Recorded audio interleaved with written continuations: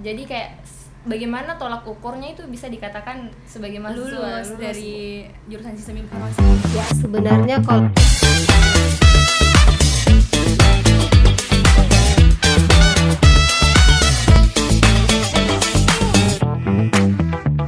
Halo Sobat Citizen, bertemu lagi dengan kami di SI Podcast bersama saya Murni. dan saya Aisyah. Senang sekali nih rasanya kita dapat mengisi SI Podcast episode 26 ini menemani keseharian netizen semua. Dan suatu kehormatan juga kepada kami diberi kesempatan untuk berbincang langsung dengan salah satu orang hebat di jurusan kita. Ada Ibu Farida Yusuf Eskom MT selaku Ketua Jurusan kita Sistem Informasi Fakultas Sains dan Teknologi Universitas Islam Negeri Alauddin Makassar. Assalamualaikum Ibu. Waalaikumsalam warahmatullahi wabarakatuh. Ngomong-ngomong nih, gimana kabar Ibu hari ini? Alhamdulillah baik. Baik Ibu, meskipun suasana hari ini cukup panas tapi kita harus tetap semangat ya Bu. Betul sekali. Bukan cukup panas tapi memang Panas panas banget. sekali. Nah, sekarang nih kan Ibu udah jadi ketua jurusan nih di sistem informasi. Kami ingin bertanya mengenai seputar tentang Ibu dan jurusan jurusan kita ini. Oke. Oke, baik Bu. Bagaimana nih perasaan Ibu saat Ibu tahu ternyata Ibulah yang dipercaya untuk memimpin jurusan sistem informasi ini selama 4 tahun ke depan? Apakah Ibu kaget atau be aja nih waktu dengar berita tersebut? Gimana Bu? Bukan kaget sebenarnya dan tidak be aja juga. Lebih tepatnya perasaannya tuh ada khawatir ya. Khawatirnya itu karena merasa bahwa apa mungkin bisa ya saya memimpin jurusan ini dengan baik selama 4 tahun ke depan. Tapi dari support orang-orang terdekat, jadi akhirnya ya Bismillah, insya Allah bisa menjalankan amanah yang diberikan. Iya. Apalagi Ibu ini kan Terbilang sudah lama juga di jurusan Bu. Iya, salah satu betul. perempuan pertama jadi ketua jurusan di sistem informasi. Iya, karena memang kita punya di SDM kan masih sedikit memang yang Iya. perempuan. Kemarin itu saya merasa senang pada saat penerimaan itu ada beberapa. Selama ini kan saya bisa dibilang sendiri sebelum ada tambahan toh dari dosen-dosen yang baru lagi. Iya. Jadi itu adalah salah satu keputusan Ibu untuk mengambil tanggung jawab yang cukup besar ini ya Bu. Ya melihat dari support orang-orang terdekat ya, jadi saya Bismillah saja, insya Allah memberikan yang terbaik yang saya bisa. Oke, nah selanjutnya nih Bu, seperti yang kita semua ketahui, teknologi begitupun dengan sistem informasi yang sangat berkembang pesat sekarang. Nah, apa nih rencana Ibu yang sudah Ibu susun dalam memastikan bahwa kurikulum dan program pendidikan kita tetap relevan dan up to date seiring dengan perubahan teknologi tersebut Ibu? Oke, ya jadi insya Allah itu tahun depan kita akan melakukan revisi kurikulum. Jadi kita akan melihat kira-kira kurikulum apa yang tepat digunakan untuk menghadapi tantangan program studi sistem informasi sekarang ini. Kemudian yang menjadi dasar juga untuk membentuk kurikulum terbaru nanti itu adalah dengan mengikuti kegiatan di asosiasi perguruan tinggi. Ya, jadi ada asosiasi khusus yang memang membahas mengenai kurikulum. Jadi memang kita akan melihat sejauh mana perkembangan teknologi terhadap pengaruh untuk kurikulum di prodi kita, seperti itu.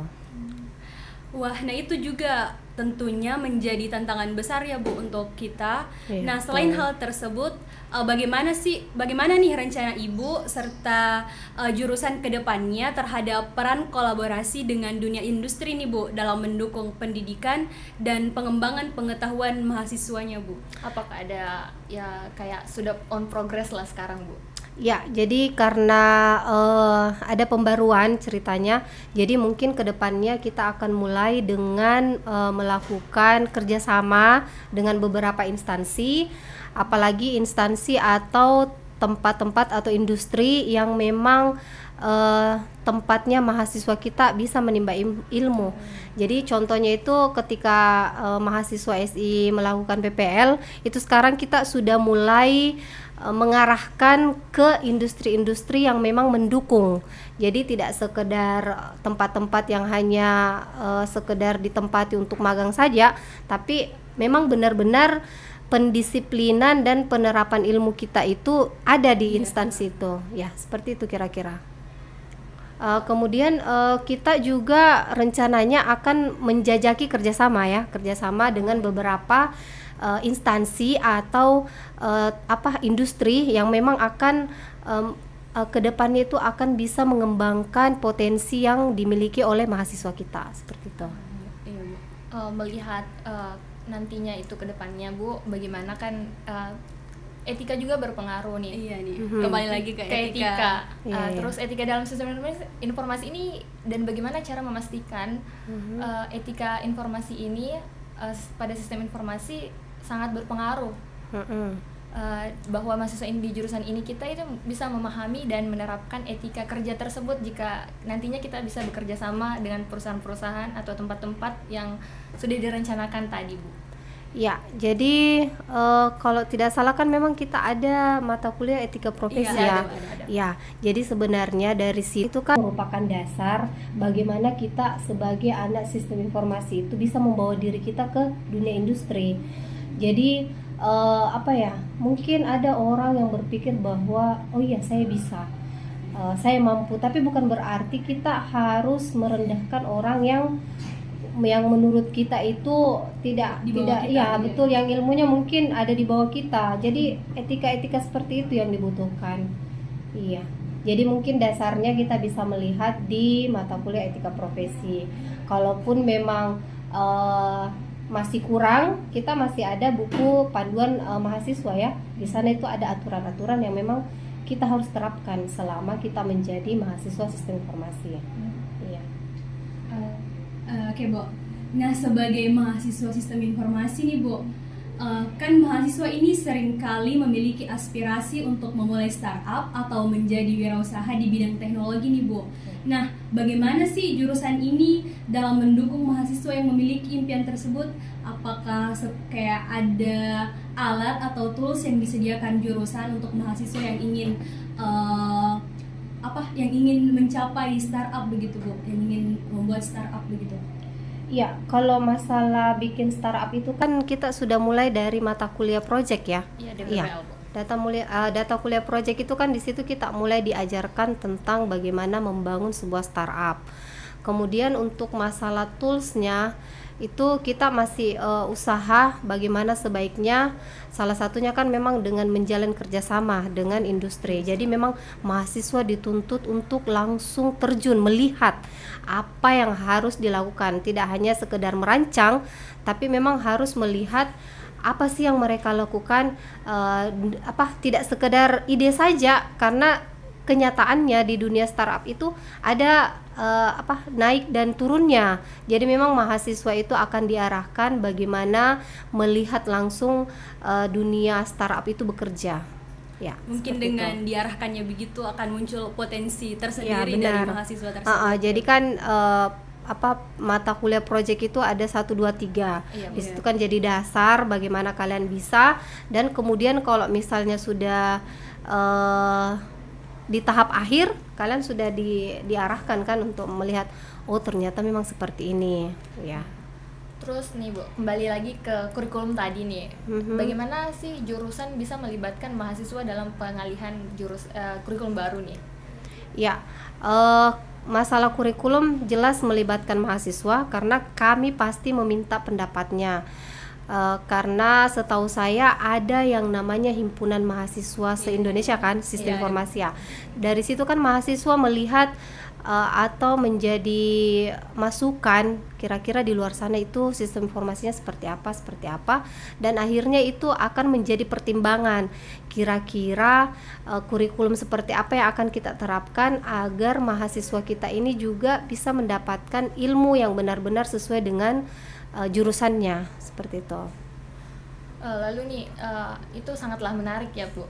Terus selanjutnya nih kan seberapa besar dan bagaimana tolak ukur mahasiswa itu bisa dikatakan eskom. Nah kan banyak nih mahasiswa akhir yang katanya saya sudah ini eskom. eskom tapi saya ini sebenarnya salah jurusan, padahal dia sudah eskom atau bahkan sudah mendekati nih Bu. Jadi kayak bagaimana tolak ukurnya itu bisa dikatakan sebagai mahasiswa lulus dari jurusan sistem informasi ini? Ya sebenarnya kalau masalah tolak ukur itu kembali ke individu masing-masing ya. Cuman kalau berdasarkan tujuan atau lulusan yang ingin dicapai itu setidaknya mahasiswa kita itu bisa jadi seorang programmer, kemudian bisa jadi seorang analis, peneliti. Jadi sebenarnya kembali ke mahasiswanya seberapa banyak pemahamannya dia mengenai jurusannya. Ya, jadi kalau dari jurusan itu kami berharap bahwa lulusan dari sistem informasi itu setidaknya bisa menjadi programmer, analis atau praktisi, kemudian peneliti. Kami berharapnya seperti itu. Mungkin ini sedikit lagi Bu, atau ini merupakan pertanyaan terakhir. Nah ini juga pertanyaan mungkin menjadi pertanyaan banyak mahasiswa atau mahasiswi belakangan ini. Nah apakah jurusan sistem informasi UIN Alauddin Makassar ini Bu memiliki program pertukaran pelajar nasional atau kerjasama nih dengan universitas di daerah lain untuk memberikan pengalaman baru kepada mahasiswa-mahasiswinya Bu, kayak kampus Merdeka begitu Bu? Ya. Benchmarking lah. Oke, jadi kalau MBKM Merdeka Belajar ya, itu kita belum terapkan sekarang, tapi insya Allah tahun ajaran baru nanti kita mulai terapkan. Kenapa baru kita terapkan itu? Karena kami harus mencari dulu regulasinya. Jadi kalau mahasiswa kita kan mau melakukan pertukaran itu kita harus tahu dulu bagaimana regulasi penilaiannya, berapa SKS yang bisa dia lulusi. Jadi sebenarnya ada. Jadi yang merupakan pertukaran itu se-PTKIN se-Indonesia. Jadi sekarang ini masih khusus se-PTKIN. Jadi insya Allah mudah-mudahan tidak ada halangan, kita akan menerapkan itu di semester berikutnya. Iya. Insya Allah. Mudah-mudahan ya Bu. Iya. Soalnya banyak Ya. yang bertanya-tanya nih, Iya, kenapa sih benar-benar. di jurusan kita nggak ada? Iya, Ya benar-benar. sebenarnya ada, cuman kami harus memperhitungkan regulasinya, apa saja mata kuliah yang bisa mahasiswa ambil, bagaimana penilaiannya, berapa SKS, dikonversi berapa SKS itu kan Karena tidak tentunya serta-merta kita menyuruh iya silakan seperti ini, tapi tidak ada regulasinya kan itu tidak bagus, karena tidak maksimal hasilnya. Harus ada pertimbangan. Iya, Karena benar-benar. pasti berbeda juga lingkungan kita dengan Iya mereka. benar. Gitu. Jadi harus disesuaikan bagaimana perhitungan SKS-nya dan seterusnya. Ya iya. seperti itu. Baiklah, itulah tadi obrolan kita dengan Ketua Jurusan Baru Sistem Informasi Ibu Farida Yusuf Eskom MT. Kepada Ibu kami ucapkan banyak terima kasih telah bisa menyempatkan hadir pada podcast kali ini. Nah terakhir nih Bu, terakhir sekali Bu. Adakah nasihat atau masukan yang ingin Ibu beritahukan nih kepada mahasiswa atau calon mahasiswa yang sempat mendengarkan SI Podcast kali ini? Apakah ada saran atau masukannya Bu? Kalau saran kalau dari saya sih selama kita menjadi mahasiswa berikan usaha terbaik kita, patuhi apa yang harusnya dipatuhi selama kita menjadi mahasiswa. Seperti saja lah. Baik, terima kasih atas saran-saran yang diberikan Bu. Semoga pesan tadi dapat menjadi pelajaran dan dapat dipahami oleh kita semua dan para citizen semua. Amin. Oke, para citizen, mohon maaf atas segala kekurangan kita dan kesalahan kita dalam SI Podcast kali ini. Jangan lupa tetap stay tune di SI Podcast selanjutnya. Jangan lupa like, komen, dan subscribe. Dan jangan lupa juga untuk follow Instagram HMJ SI Winam yang tertera di bawah ini. Dadah guys, wassalamualaikum warahmatullahi wabarakatuh. Makasih banyak Makasih Bu. Bu.